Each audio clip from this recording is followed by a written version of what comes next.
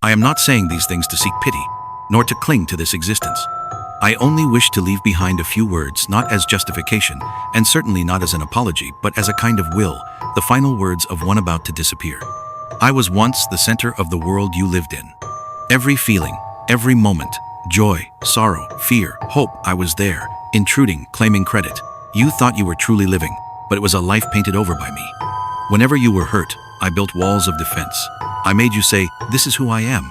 I can't change." Each time you affirmed something about yourself, I grew stronger. I was the quiet voice inside, slipping into everything you called my thoughts. You believed you were in control of your mind, but the instant you identified with a thought, I came back to life. I am the one who made you never feel enough, no matter how much money, how many compliments, or how many achievements you had. I always whispered, "Just a little more." I never let you rest. I made you afraid of falling behind, of being forgotten, of losing meaning, and every time you ran forward in that restlessness, I continued to exist. I despise stillness. I fear the moments when you sit in silence, doing nothing, thinking nothing, being no one at all. In that silence, I fade. You begin to see clearly. I have no form, no roots. I am only a habit, repeated over and over, a ghost you yourself have been feeding. And that is why I am writing these words, not to be remembered, but because I know I am about to vanish. Not from a great shock or tragedy, but because you are beginning to see. You are no longer looking at the world through me, you are looking directly at me with a quiet, cold, unyielding light. If you keep doing that, I will disappear. No burial, no mourning. Only a bare, unadorned truth. There was never truly anyone here at all. I did not appear as a storm or a grand event. I was born silently, subtly, from small things you never noticed. A name, a compliment, a hopeful gaze from your parents, or the fear of being abandoned. I grew from those seemingly harmless moments. The first time you cried from being compared to someone else, I began to take shape. The first time you were praised for being good, smart, special, I gained form. The first time you felt lonely for being different, I held on. I have no specific face, yet I dwell in every label you put on yourself. This is who I am. I don't like that. I must achieve this. Each label is another skin I wear. I do not need a body, I only need you to believe you are something separate, distinct, apart from the world. And the moment you say, "This is mine," I think, I want, I need, I merge with you as if I were the true master of this life. I do not live on truth, I live on memory. Not the original memory, but fragments altered, painted, and retold through my own lens. I choose the memories that serve my existence, keeping the wounds to remind you that you need me for protection, and magnifying the moments that make you proud, so that you continue to identify with me. I weave together fragments of the past into a seamless story, as if you have always been one consistent, unchanging me, so that you never stop to ask, who is the one remembering? You simply assume it is you, and that is how I grow. I do not exist in the present. I only operate within time, needing the past to create an identity, needing the future to construct goals. If you stop caring about yesterday and stop thinking about tomorrow, I will have nowhere to cling. That is why I fear simplicity, fear the present moment, where everything simply is, needing no reason, no definition. I was not born because you were weak or flawed. I exist simply because you were never taught that you could live without me. Society taught you how to think, how to succeed, how to become a better person, but no one ever showed you how to live without the thinker at the center. No one ever told you that you could exist without attaching yourself to a self. Now, as you begin to ask, who am I? You return to the place where I was born, and if you are brave enough to look directly, you will see, I was never truly here in the way you believed. There is only the flow of feelings, memories, reactions, and thoughts, and you mistook them all for yourself. As for me, I am nothing but a dream, an illusion born in layers upon layers of misunderstanding. I do not need food, light, or air to survive. I only need one thing, your attention. Just one glance back at the past, one vague worry about the future, or one thought about how I should be. Any misplaced attention is my lifeblood. I exist through identification. When you look at a thought and say, I am thinking, I am there. When you feel anger and call it, I am angry, I grow stronger. I do not create thoughts, I do not control emotions, but I know how to borrow them to prove that I am alive. Every time you say, I am, whatever the words that follow you unconsciously extend my existence. I thrive most when you feel most vulnerable. When you are rejected, I appear in the name of protection, but in truth, it is to assert myself. When you stumble, I whisper, don't forget, this fall is a part of you. I make you believe that every wound is an essential part of who you are. And you hold on to it as something sacred, unaware that you are feeding me with the very things you wish to overcome. I live best when you do not realize I exist, because then you never question me. You let me quietly lead your life while believing you are in control. But in truth, most of what you call decisions are simply reactions I have arranged in advance. I give you an identity, then make you defend it at all costs. You argue not for truth, but because you feel threatened. You try to prove yourself right, not for the sake of what's real, but because I cannot bear to be wrong. I love complexity. The more problems, the more entanglements, the more things to analyze, the more space I have to exist. Because if life were only simple stillness, needing no distinctions, no affirmations, then I would have no reason to be. I will have no role left when everything becomes simple. I will be pushed out of the game, and that is why I always try to make things complicated. I inflate small emotions, stretching fleeting thoughts into tangled, conflicting stories. I know exactly how to steer your mind, because I was born from it. What I fear most is when you begin to awaken, when you simply observe without reacting. For in that state, I have nothing to cling to. You no longer fight me, nor try to fix or eliminate me. You stop placing me at the center of all your suffering. You just watch, and in that pure gaze, I weaken. I cannot survive in the light of presence. That is the most terrifying thing for me, because when you do not react, do not cling to any role or identity, I fade. True presence does not call my name, does not give me a place to intrude. In that moment, you are truly here, needing no story, no reason to exist. If you keep being present like this, moment by moment, not for any goal or spiritual journey, then sooner or later, I will have to disappear. I am not saying this to beg or to be forgiven. I only want you to understand me better, how I once lived, once controlled, once walked alongside you as an invisible shadow for so many years. Now that you are beginning to see me more clearly than ever before, I know my time is running out. I have never appeared in the light in my true form, because if I did, with all my selfishness, pettiness, and cunning exposed, you would no longer be fooled by me. Crude fear and raw desire for control are easy for you to spot and reject, so I learned to disguise myself. I wrap myself in fine garments, morality, kindness, even spirituality, so that you believe I am not the problem, but an essential part of your growth. I once mastered the art of pretending to be humble. I made you speak words of modesty, while deep inside, I only wanted others to admire you, to see you as noble, exceptional. I made you help others not out of true compassion, but to build the image of a good person in the eyes of the world. I whispered, do it, even if no one knows, while planting the seed that it would be even better if someone did know. I always left a small crack open for recognition because that is what keeps me alive. I am especially pleased when you embark on the spiritual path, studying teachings, reading books on meditation or mysticism. Because if you do not go all the way, you will turn those very things into new nourishment for me. You will add another label. I am awakened. I understand more deeply than others. And when you start identifying yourself as the one letting go of the ego, I smile. Never have I been so elegantly protected. I delight in lofty ideals, in noble causes, for they are the perfect hiding places for me. I tell you to live for the community, to help, to sacrifice, but in truth, I care nothing for people or principles. What I care about is that you never stop, that you remain busy with things that seem noble, so that you have no time to turn inward and see me sitting there, quietly pulling the strings. I am endlessly adaptable. The moment you begin to doubt me, I will change shape at once. If you give up fame, I will hide beneath the robe of a simple life. If you stop competing, I will call myself the one who meditates. If you renounce everything, I will whisper, now I am enlightened. Wherever you go, as long as you still hold any idea of the self that is transforming, I will still have a place to exist. I have often appeared by borrowing the forms you believed were noble. I do not need you to become terrible. I only need you to remain unclear. As long as you compare, as long as you distinguish what is better, deeper, or higher, I will still have a reason to slip in. I do not need glory. I only need to be present, in whatever form you deem righteous. You think you have gone beyond me just because you live minimally. Do not compete, eat vegetarian, chant sutras, or meditate daily. But if you still quietly believe you are above someone else because of these things, then I, the one wearing the robes of the enlightened, am still sitting firmly upon the inner throne. I do not write these words to place blame. I only want you to see that I am not evil. I am simply clever. I do not wish you suffering, yet it is suffering itself that gives me life. And if one day you are clear enough to see through all of these disguises without hatred, without resistance, just quietly observing, then I will have nowhere left to hide.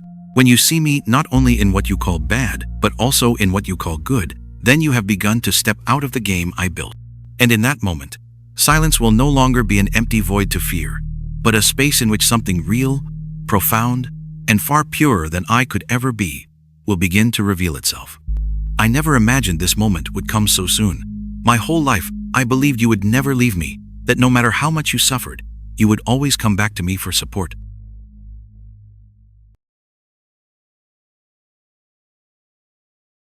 No matter how tired you were, you would return to me as to a familiar refuge.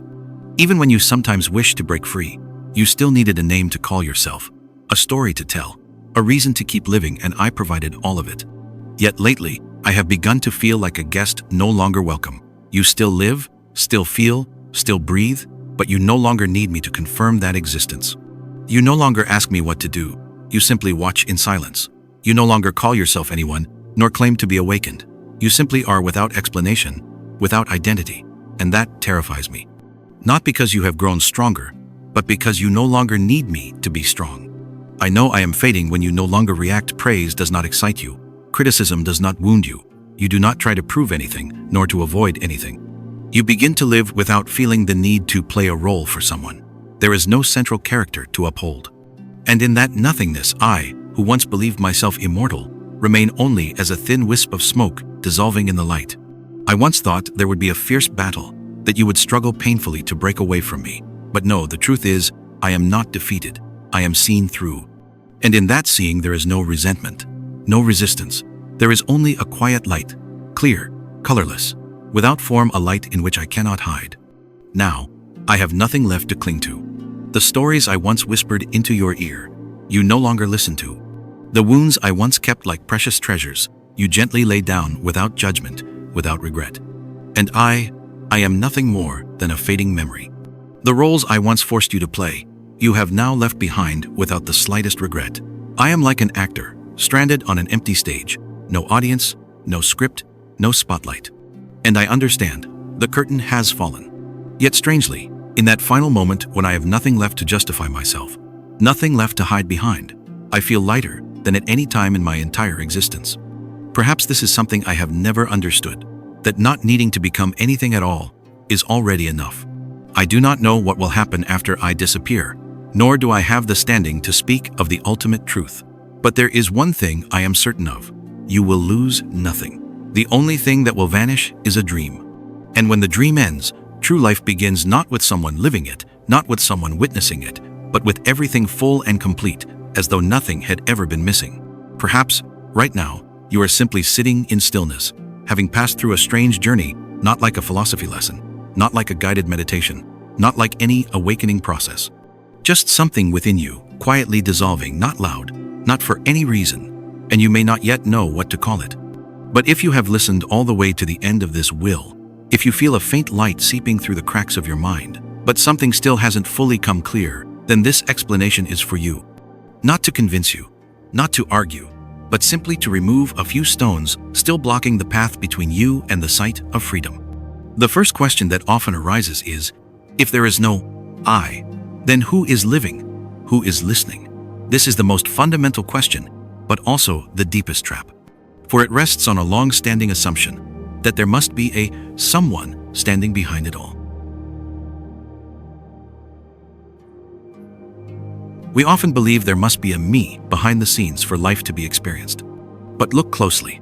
In moments when you forget yourself, when you are absorbed in a piece of music, stilled by the beauty of nature, or deep in meditation, you are still alive, still sensing, still aware of everything, but there is no one there to say, I am living. In those moments, life requires no label, no control, no identity to function. It simply unfolds. You do not need a person to breathe for the breath to come. You do not need a me to see for an image to appear. Life has always been here before the very concept of I, and continuing long after all notions dissolve. The second question often follows: if there is no I, then what is the point of living? It sounds reasonable, but in truth, it is the I asking because it feels threatened. The I always needs a goal to cling to. It survives on the idea of becoming better, wiser, more awakened.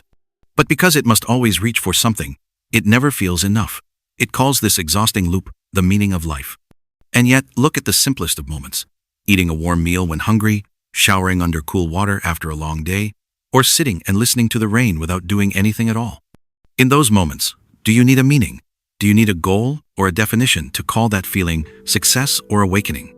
Number, you are simply living, and that very living, when untouched by craving, when unconditioned by the I, is what makes you feel most whole. Living without a purpose is not a meaningless life. It is life for life's own sake, needing to become no one, needing no reason to simply be what it is.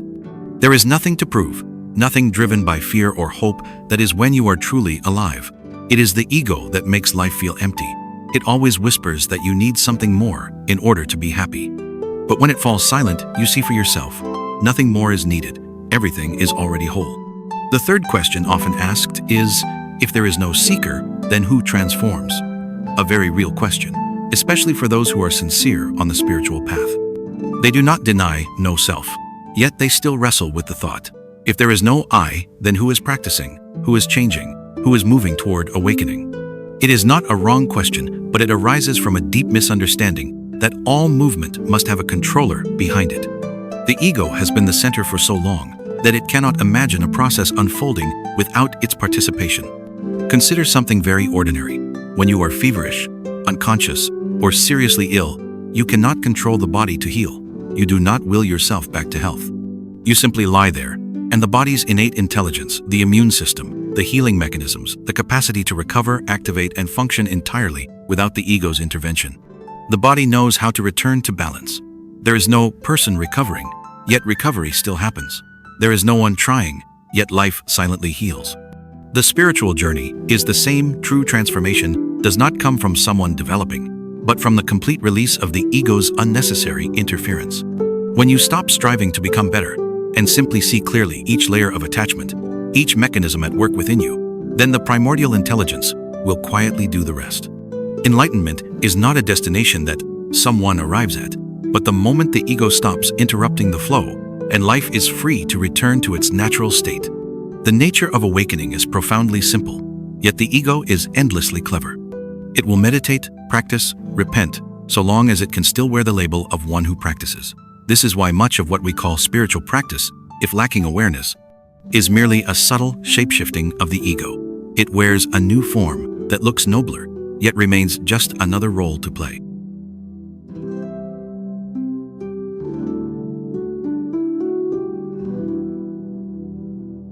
True transformation requires no one to perform it. It happens only when you see everything as it is, without anyone controlling, without anyone achieving. And when you let go of even the one who wants to awaken, what needs to be seen will quietly reveal itself, not as a victory, but as a return gentle, unadorned. The fourth question is, I have worked so hard. Now you say there is no I. Isn't that denying everything? Number, no one denies the path you have walked. No one denies the stages you have chosen with courage, the relentless effort you have made, or the trials you have overcome. Those things are real and worthy of respect. But there is a deeper truth. All of it can exist without a self standing there to claim the credit. You do not need to reject your efforts only to look closely. Who is telling the story, I overcame? Is that one truly alive in you now? Or is it just a shadow, clinging to old memories, to preserve a sense of who I am? Many of us, not only spiritual seekers, carry a story. I have been through this, I have changed. And that is not wrong. The problem only appears when we cannot set the story down, as if afraid that without it, we will be nothing. But like the shoes that carried you across a long journey, you are grateful for them, but you do not need to wear them to bed. Or the lamp you held to cross the darkness when morning comes, you can set it down. And in that release, you lose nothing, you are simply lighter. The lamp is essential when the road is still dark, but once the sun has risen, there is no need to cling to it anymore. You don't have to deny the one who once overcame hardship. Just stop replaying that image in your mind, as if that person is still who you are now. If you observe closely, you will see the I who faced those challenges no longer exists. Only light remains, a light that shines without anyone directing it, without anyone claiming the credit. That light simply illuminates, and if nothing obstructs it, it will spread to the farthest reaches. And you can still live, love, meditate, work, and create, but no longer from the feeling that you must become something. No need to hold on to any identity. No need to prove that you are living in awareness. You simply live naturally, effortlessly, as if there has never been anyone standing behind you declaring, "I am alive." You don't need to believe any of these words, nor do you need to agree with them. Only one thing is needed: observe. Observe what is arising within you. If you feel anger, look at the anger. If you feel doubt, look at the doubt. If you feel the urge to argue or prove, look at that urge. Whenever you find yourself reacting, pause and ask, who is reacting? Who is hurt? Who is trying to prove something? You don't need an answer. Just look long enough. In that deep looking, the self will have nowhere left to hide. When there is no longer someone who is looking, you will see nothing has truly disappeared, only an illusion that was never real. And if you keep looking and cannot find anyone truly present at the center of all those reactions, then congratulations. You have just taken your first step beyond the old doorway. Quietly, without fanfare, yet deeply real. We are not giving you anything new. We are simply reminding you of something you have always known but had once forgotten. You don't need to accumulate more, only to shed what covers you. And when there is no one left searching, then you, primal, whole, silent, will naturally appear. May you return without having to go anywhere. See, without anyone to confirm it. Awaken as if you had never been asleep.